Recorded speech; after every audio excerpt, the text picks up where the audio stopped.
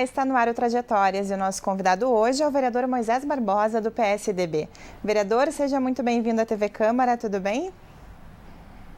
Tudo bem, um prazer estar aqui com vocês de novo e um prazer enorme sempre estar na companhia aí da equipe da TV Câmara.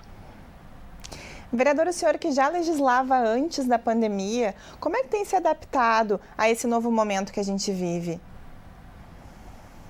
A força, na verdade, é incomum, né? Vivemos tempos realmente muito difíceis, a gente tem que se adaptar, né?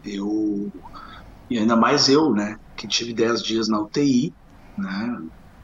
Uma situação bem difícil. Acho que todas as pessoas aí tiveram ou amigos ou familiares impactados, ou a si mesmo impactados. Eu, inclusive, a nossa família teve perdas, né, gigantescas, né? Então a gente tem que se adaptar. Por exemplo, quero dividir aqui com os telespectadores, acho que é a primeira oportunidade que eu falo contigo, por exemplo, sem máscara, né? A gente se vê na Câmara de Vereadores, a gente dá entrevista e tal, mas ambos de máscara. Então, é uma realidade totalmente diferente que a gente tem que ter responsabilidade, principalmente para com o outro, né? Não é uma questão de individualidade. Nossa liberdade, ela vai até onde começa a liberdade dos outros. A gente precisa cuidar dos outros. Cuidar do próximo é uma coisa que é Malucos do Bem, que é a rede de ação social que me levou à Câmara, né, junto com vários outros fatores, de defende todo dia. A gente tem que ter empatia, né? E o momento no mundo é um momento de empatia. O senhor mencionou, né, vereador, esse processo difícil que o senhor viveu internado na UTI, porque infelizmente o coronavírus acometeu o senhor, né? A gente perdeu tantas pessoas queridas nessa pandemia, mas o fato de o senhor estar aqui hoje é uma vitória, né, vereador? Como é que o senhor encara isso? Como é que foi superar esse momento tão difícil? Mas quem disse que eu superei?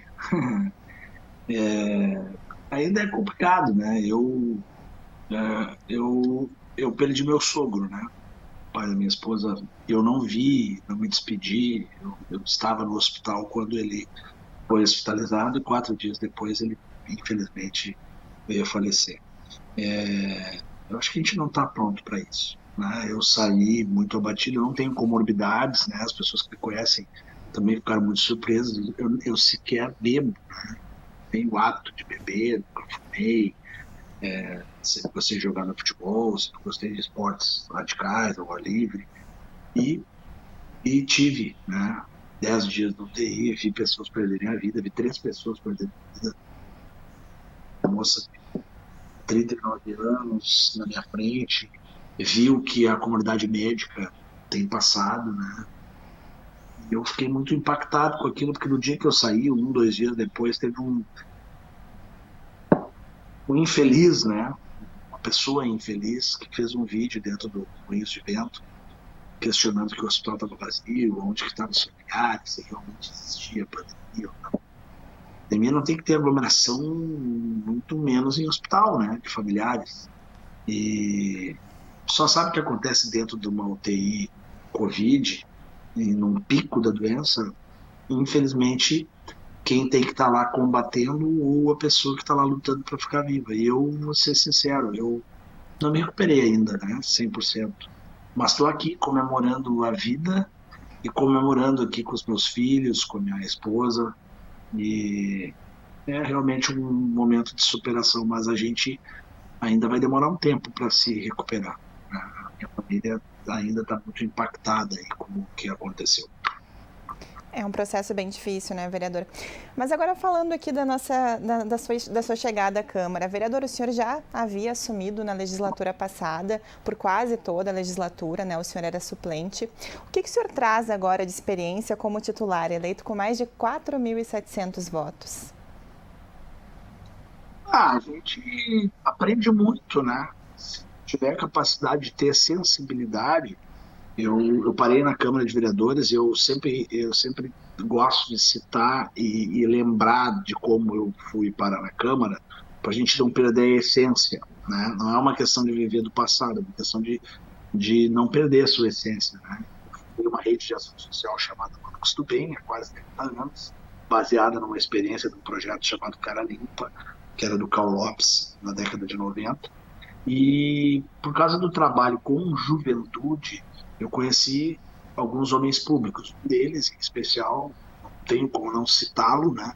Foi o Dr. Antônio Rolf, ex-vice-governador, ex-vereador, que foi o responsável pelo ano de 2004 eu ter aceito, depois de muito esforço e articulação da parte dele, que eu fosse candidato, né, para preencher a nominata e para falar sobre o Conselho de Política Pública de Juventude, que eu era presidente na época. E o que eu posso dizer de aprendizado de pelo menos esses últimos anos na Câmara de Vereadores? Como eu fui estudar gestão pública, e eu sou um apaixonado por isso, eu, né, fiz vestibular, estava fazendo direito, acabei indo fazer gestão pública, me formei, tive experiências através da gestão pública, de trabalhar em outros estados, inclusive em estados com IDH muito diferente, Porto Alegre, dou um exemplo sempre, no entorno lá da construção da hidrelétrica de Belo Monte, que além do impacto ambiental tem um impacto nas administrações municipais, eu estudei a fundo, né, as competências de vereador. Porém, o que eu noto nesses últimos anos é uma grande falta de conhecimento dos eleitores e também por parte de alguns legisladores qual a verdadeira competência do vereador. Nesses últimos anos, o que eu posso falar aqui rapidamente para vocês é que a gente aprende a ter muita resiliência, né? Porque a gente se questiona muito, a família te questiona muito, principalmente quem está na Câmara pelos motivos certos, que eu costumo dizer, né? Nosso mandato ele não representa nenhuma corporação, nenhum grupo econômico, a gente chegou por um viés realmente do terceiro setor, de voluntariado. Eu noto que o que mais a gente tem de aprendizado é saber conviver com as limitações constitucionais que o vereador tem. O vereador não pode gerar ônus para a prefeitura, ou seja, aquele vereador que diz, eu vou mandar asfaltar a tua rua, eu vou mandar construir uma creche, eu vou mandar, ele mente, né? Ele faz o seu discurso, que é antigo, né, em vários países, até uma ilusão ao seu eleitor, né? Ele fala que ele tem um poder que ele não tem. Então, o que eu tenho aprendido nesses últimos anos é a combater isso, né? Combater com transparência, deixar claro as nossas competências, mas também, por óbvio, né? Quando a gente é procurado pelas comunidades que a gente representa, a gente com transparência dizer, olha, vou fazer um pedido de providência, vou marcar uma audiência, vou levar vocês para vocês mostrarem para a máquina pública a deficiência de que vocês têm. E a gente tem tido êxito. Mas o nosso maior aprendizado nesses últimos anos realmente é combater o populismo, combater o revanchismo, combater a polarização na política. Isso me incomoda muito, fazer a política com raiva, né? O PSDB tem uma bancada, a maior bancada, junto com outros partidos que são considerados partidos de esquerda, de oposição, a gente tem 4 vereadores. E a gente perdeu uma eleição majoritária, né? O governo anterior era o governo do PSDB, o governo Marquesan. E a gente já subiu na tribuna várias vezes para combater o que o que mais nos entristece. As pessoas achando que por nós termos perdido uma eleição, nós íamos literalmente sacanear o atual governo. A gente perdeu uma eleição, mas a gente não pode perder a coerência. Os projetos que são bons, a gente tem que apoiar. Não importa. O próprio governo Marquesan, o próprio ex-prefeito Marquesan dizia que os projetos impopulares, às vezes, eram projetos para a cidade. Então, o maior aprendizado que eu tenho, não pelos motivos talvez mais felizes, é combater essa polarização, essa raiva e o populismo que, infelizmente, contamina ainda a política brasileira. O senhor mencionou, vereador, que o trabalho social lhe fez entender um pouco mais, né, a sociedade. E foi isso que motivou o senhor a concorrer a vereador? Na verdade, essa história eu já contei algumas vezes, até na tribuna. Eu participava como voluntário num projeto chamado Cara Limpa, na década de 90. Eu fui um cara que vim do interior, eu nasci em São Borja, morei em algumas cidades do interior, Itaqui, Goiânia, Santa Maria, rapidamente, Santo Antônio da Patrulha, sempre no interior, né? Tive uma infância não muito usual, assim, para as pessoas em Porto Alegre, que pensam diferente quando me veem hoje na tribuna, trabalhando. Eu tive que sair de casa muito cedo, eu fui vítima de abuso, de violência. Eu tive que sair de casa cedo para sair dessa casa onde, na verdade, a minha mãe, que eu perdi há 3 anos, ela acabou casando com o novo marido e eu sofri bastante, né? E aí eu conto isso porque eu acho que a gente supera quando a gente assume, né? Eu saí muito pequeno de casa, né? Tive que procurar um colégio interno. Eu fui procurar a ETA, Escola Técnica de Agropecuária, em Viamão, para poder ter onde morar e onde estudar, porque meu pai já tinha outra família, minha avó tinha eu, um guri criado de pé no chão e tal, ia ser difícil me adaptar num apartamento no centro de Porto Alegre, então eu fui para um colégio interno. E ali, nos finais de semana, eu ficava tentando me encaixar, né? Eu tinha uma família estruturada e tal. E nessa tentativa de me encaixar, eu conheci um projeto que a gente citou, e eu era voluntário. A gente fazia palestras, né? E o Carl Lopes falava da experiência dele do descaminho ou de algumas ciladas do destino que alguns jovens caem, e eu falava um pouco do cara que tinha todos os motivos para ter caído em algumas ciladas e que nunca caiu, né? Para mostrar que não tem uma regra, não é porque tu tem um IDH baixo, um IDH alto, o qual, por exemplo, uma família de maravilhosas condições financeiras, empresários, advogados, e nesse trabalho de voluntariado eu conheci pessoas públicas, como o doutor Antônio Rolfo, como o Zanetti, que foi autor do Voto de 16 anos, o doutor Vicente Hugo, várias pessoas, né? E reencontrei até o meu pai, que eu acabei descobrindo que era professor do CPES, que estava envolvido com a fundação do PSDB. Não fui ao PSDB por causa dele, eu fui para o PSDB por causa do Mário Covas, por causa do parlamentarismo, eu gostei muito de ler e escrever desde pequeno. Então, a tua pergunta sobre o voluntariado, eu entrei no voluntariado por um motivo que eu não gostaria de ter passado na minha vida. Eu entrei no voluntariado porque eu queria me encaixar, né? Eu não tinha para onde ir, né? Então, no final de semana, eu fui acolhido e eu vibrei muito quando, na primeira legislatura, Porto Alegre aderiu às famílias acolhedoras, e foi minha primeira tentativa de iniciativa, mas aí o presidente da FASC foi lá pedir para me retirar para que o Poder Executivo tivesse a iniciativa, desculpa, porque eu, muito tempo da minha vida, a minha família foi meus amigos, né? Então, o voluntariado me fez conhecer muito a falta que se tem do Estado, a falta que se tem da instituição familiar estruturada, capaz de comunicar e dar um embasamento bacana para algumas pessoas que acabam se desenvolvendo sem isso. E eu acabei conhecendo, como eu já disse, homens e mulheres em cargos públicos que me convidaram para dar essas palestras em vários órgãos, entidades, escolas, e eu me deparava sempre com essa situação. Eu fui tenente do exército, eu trabalhei no comércio, eu, para sair do colégio interno, comecei a trabalhar de atendente no McDonald's, antes fazia taipa de arroz com pá de corte, mostrava potelho de maricá, uma batalha, né?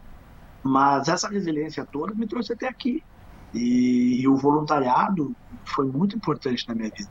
Depois, quando o Carl Lopes fechou o Cara Limpa, para encerrar aqui a minha resposta, a gente se sentiu órfão novamente, né? E aí alguns jovens resolveram fazer por conta própria, com dinheiro do seu bolso, trabalhavam, pagavam a passagem, davam palestra em escola, e aí os caras nos tiravam para doido.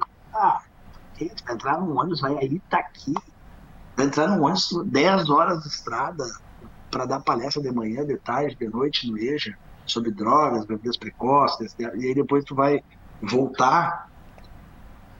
Vocês são malucos. Aí eu te respondi, mas a gente é maluco do bem. E aí foi indo, foi indo, foi indo. Um dia a gente adotou o nome.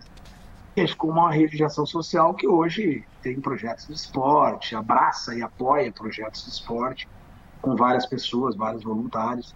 Então, a minha porta de entrada para a gente eu preciso dizer isso. O voluntariado ele não é uma atitude altruísta, ao contrário. O voluntariado é uma atitude egoísta. Como assim, Moisés? É que o voluntário ele se sente feliz quando ele é útil ao próximo. Então, a gente se sente feliz quando a gente está ajudando, né? Então, eu estou indo fazer essas coisas e fazia essas coisas para me sentir útil e, consequentemente, feliz. Então, o que na realidade eu estava fazendo? Buscando a minha felicidade. Então, o mandato, ele veio porque este mesmo grupo, tá Malucos do Bem, que hoje tem cerca de 100, 200 voluntários diretos, achou que na Câmara, a gente, através de legislações, de atuações, a gente de emendas agora impositivas, recentemente criadas, a gente poderia ajudar mais pessoas. E é por isso que eu estou na Câmara de Vereadores. E falando na Câmara de Vereadores, o senhor tem bastante papel na defesa da educação, na defesa do meio ambiente, também no desenvolvimento da cidade, né? O que essas bandeiras significam para o senhor? Como é que o senhor vai percebendo as deficiências que a comunidade aponta e colocando elas no seu projeto, vereador? Nós somos frutos das experiências que a gente viveu, né? Eu sou filho de 2 professores estaduais, rede pública, de ensino, né? Eu via o amor que a minha mãe tinha, apesar do ambiente que a gente se desenvolveu, né? Minha mãe, quero só fazer um parênteses, a minha mãe, ela, a gente comemorou mais de 40 anos os aniversários juntos, porque a gente nasceu colado, né? Nasceu eu num dia, ela no outro. Os aniversários, né? Vou deixar claro. E ela, como professora, ela tinha uma habilidade muito grande de, mesmo estando num ambiente difícil que eu cresci, tipo aquele filme A Vida é Bela, né? Ela tinha uma guerra mundial acontecendo e ela conseguia me mostrar o lado lindo da vida e das pessoas. Então eu vi o amor que ela tinha pelo que ela fazia. Então a educação, para mim, ela é muito relacionada a uma oportunidade que tu tens de contaminar pelo bem as pessoas, né? De tu poder influenciar positivamente a vida de um futuro cidadão, de uma cidadã. Então, para mim, é extremamente importante a educação. Acredito que, infelizmente, o Brasil ainda não investiu nem perto do que se deve na educação, porque os outros assuntos eles são correlacionados. A insegurança pública, parte dela, por falta de desenvolvimento, por falta de acesso, por falta de um monte de coisas. O meio ambiente, meu Deus, né? O meio ambiente, a gente vive numa cidade onde as pessoas jogam lixo pela janela do carro. Isso é falta de educação ambiental. As pessoas reclamam do poder público que a água está invadindo a sua casa, mas quem entupiu o bueiro da esquina foram elas mesmas. Então, vem daí, né? Como eu disse para ti no início, eu gosto muito de ler, eu estudei gestão pública e várias, né, na faculdade de Direito, as cadeiras que mais me encantavam eram as cadeiras que tinham a ver com a parte social. Então, assim, a gente precisa encontrar mais pessoas que tenham uma visão de desenvolvimento atrelado à questão ambiental. Então, quando a gente, já entrando nessa questão da falta e a deficiência da educação ambiental, é porque eu acho que há muito tempo o Brasil educou errado ambientalmente, né? O desenvolvimento ele não é inimigo do meio ambiente. Vou dar um exemplo claro, eu sou um defensor do pagamento de serviços ambientais desde que eu trabalhei na Assembleia Legislativa e consegui convencer 5 deputados estaduais de ir até os Estados Unidos e ir até Nova York, isso acho que foi no ano de 2010 ou 2012, para ver a diferença que tem no princípio poluidor-pagador, que é o nosso, ou seja, tu vai poluir, tu vai impactar e aí tu paga para fazer aquela compensação. E lá nos Estados Unidos, na questão da água, por exemplo, que chega em Nova York, que vem da área de Catskill, é outro princípio. É o princípio protetor-recebedor, em vez de poluidor-pagador. Tu incentiva aquele que protege, que cerca e abre mão de uma parte do seu território para a água chegar cristalina. Por exemplo, só para ter uma ideia, Nova York entendeu que isso é economia, porque o valor que tu investe para proteger o manancial, ele faz com que a água chegue e não precisa ser gasto tanto no processo de descontaminação. Isso tu gasta 4 vezes menos nesse processo. Então isso eu defendo desde 2010 e ainda não é uma realidade aqui. Recém que entrou no Código Estadual de Meio Ambiente e a gente faz essa luta anos. Se um dia ela acontecer, eu vou ficar mudo, quietinho, emocionado e dizer um grãozinho de areia aí nesse processo eu tenho participação. Então, a educação é a porta de entrada e todos os outros problemas a gente aprende diariamente. E a gente aprende com aquela pessoa que aparece lá no gabinete levando o problema. Eu fui autor, né, estou falando um pouco demais para encerrar. A gente conseguiu, com a ajuda dos vereadores, todos aprovam os projetos e esses projetos deixam de ter nossa autoria e são autoria do Legislativo. Política Municipal Hidroviária do Lago Guaíba. Como é que Porto Alegre até hoje não tinha pensado o seu plano diretor, incluindo a questão hidroviária? Como é que não tem estrutura de apoio náutico no Lago Guaíba? Então isso a Manu Costubem debateu, o nosso mandato apresentou e hoje é lei. Como também a política municipal dos resíduos sólidos, que recentemente a gente aprovou com a 26, acho que vereadores votaram a favor, né, a política dos resíduos sólidos, inclusive com votos de vereadores independentes, da oposição, da base do governo. Porto Alegre não tinha uma política municipal dizendo, olha, o tipo de resíduo que existe é este. O correto de fazer com resíduo da construção civil existe isso. Sugestão para o Poder Executivo tratar desse assunto assim, desse assunto assado. Agora, o vereador tem que ter a capacidade de entender que ele não tem poder para mandar, mas ele pode criar arcabouços de legislação em parceria com o poder público, ouvindo o poder público, né, e proporcionando um ambiente de desenvolvimento para que a cidade seja melhor. Então, esse é o nosso trabalho. Essas áreas elas são apaixonantes e vão continuar apaixonantes para mim, sem esquecer a questão do terceiro setor. As emendas impositivas, por exemplo, do nosso mandato, são todas destinadas um percentual maior à saúde, né, que é constitucional, e o resto vocês podem ver e buscar as informações aí na transparência, que são para a Fundação Kinder, que são para entidades que cuidam de crianças, cuidam de idosos. A gente vai fazendo a nossa parte todo dia. O importante é tu fazer política pelo bem, pelos motivos certos e cuidar todo dia para não ser arrastado para a vala da politicagem. Agora, vereador, que a gente conhece a sua história, a sua chegada até a Câmara, gostaria então que o senhor se despedisse dos nossos telespectadores, deixasse seu recado final bem brevemente. O meu recado é um recado desafiador. Tá? Olha só, eu sei que a população ela tem que trabalhar para pagar os seus impostos, nós todos, né? O vereador também trabalha, paga os seus impostos, e a gente não tem tempo. O tempo ele se esvai, né? Então, assim, eu entendo que o porto-alegrense não tenha tempo para acompanhar a Câmara de Vereadores. E o porto-alegrense que está batalhando pela faculdade dos seus filhos, pela sua faculdade, para pagar a conta de luz, para, né, o transporte, que é um grande problema em Porto Alegre, enfim, saúde também, é uma batalha diária. Mas o meu pedido aqui, minha consideração final, é que, se fosse possível, os porto-alegrenses olharem um pouquinho mais ou visitarem a Câmara de Vereadores e verem o que os seus representantes fazem diariamente. Mas não pela TV só. A TV Câmara se esforça muito para levar até vocês tudo que pode. Mas o meu convite é que vocês pessoalmente possam ir à Câmara e ver o que é dito no plenário fora da tribuna. Ver o comportamento do representante e das representantes de vocês fora da telinha da TV Câmara.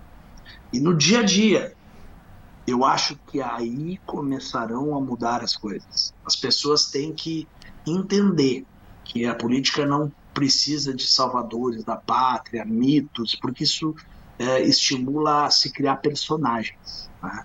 A gente precisa de pessoas que estejam lá com muita vontade de trabalhar, e existe um grupo, quero reconhecer, em vários partidos existem muitos vereadores bons, mas visitem a Câmara de Vereadores. E é uma honra para nós nos sentir úteis à sociedade. Vereador, muito obrigada pelas palavras e também pela sua participação. O Trajetórias fica por aqui e a você que nos assiste, muito obrigada pela sua audiência. Continue acompanhando a programação da TV Câmara pelas redes sociais e mais informações sobre o Legislativo no site da Câmara de Vereadores de Porto Alegre. Até a próxima!